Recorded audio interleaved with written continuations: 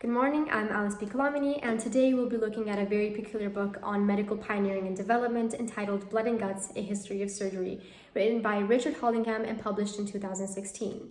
This book is a 5-part series covering different areas of surgery, including trauma, cardiac, plastic, transplant, and neurosurgery.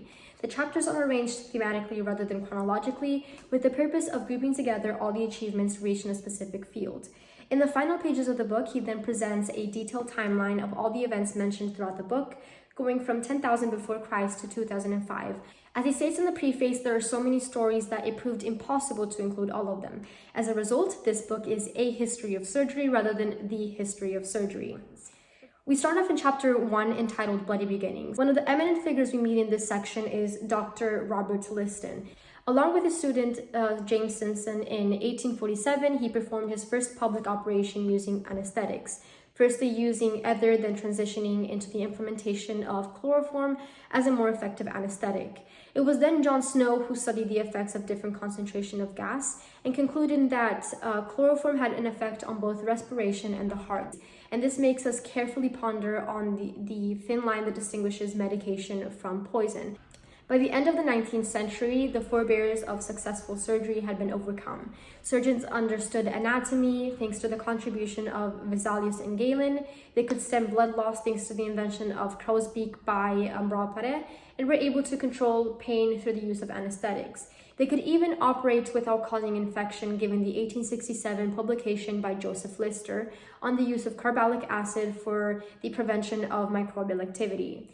Moving on to cardiac surgery, we encounter Dr. Luther Hill, who in 1902 is the first American surgeon to successfully cure a wound to the heart and had proven the possibility to operate on this organ, an initially unimaginable practice and too daring for surgeons. In 1948, he implemented a new method known as closed heart surgery to correct mitral stenosis, which is the narrowing of the orifice of the mitral valve of the heart.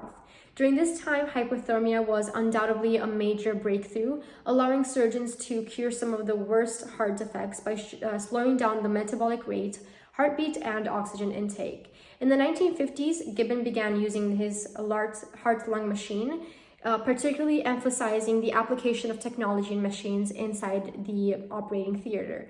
Within the space of a few years, cardiac surgery had been transformed, concluding the field with another major breakthrough in 1967 with a heart transplant conducted by Christian Barnard.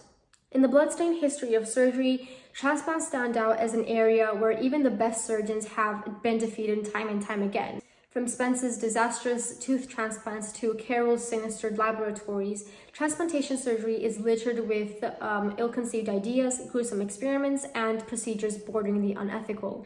It took until the mid-1980s for transplant surgery to become safe, routine surgical treatment. In this field, Dr. Alexis Carroll won the Nobel Prize in 1912 for his work on suture of blood vessels and transplantation of organs. This discovery alone helped save countless lives. His technique made transplants possible and opened up a whole new area of surgery. We now reach chapter 4, however, going back in time to 1597, when Europe was filled with syphilis cases. Pagliacozzi was a famous surgeon who performed face transplants in order to improve the appearance of those who had been affected by the disfiguring effects of syphilis. The surgeon published the first ever book on reconstructive surgery in 1597. Within it, he outlined his methods and included detailed diagrams to illustrate the various stages of a nasal and other types of facial reconstruction. It's also interesting to notice that with the progression of the years and the new medical and scientific innovations, the role of surgery mutates to adjust to the needs of society. Well, initially used with the purpose of intervening in extreme and dangerous health conditions, surgery soon became implemented in less serious medical conditions, even for the mere fact of perfecting one's physical appearance. Like in the case of Gladys Deacon, who underwent an injection of paraffin wax to improve the structure of her nose.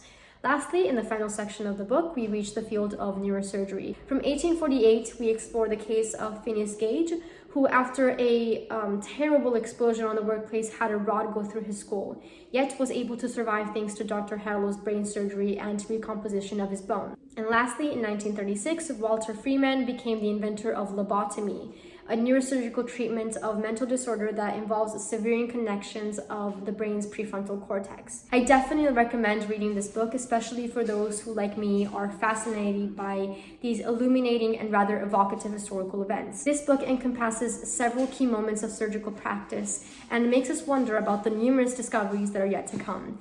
Thank you for your attention.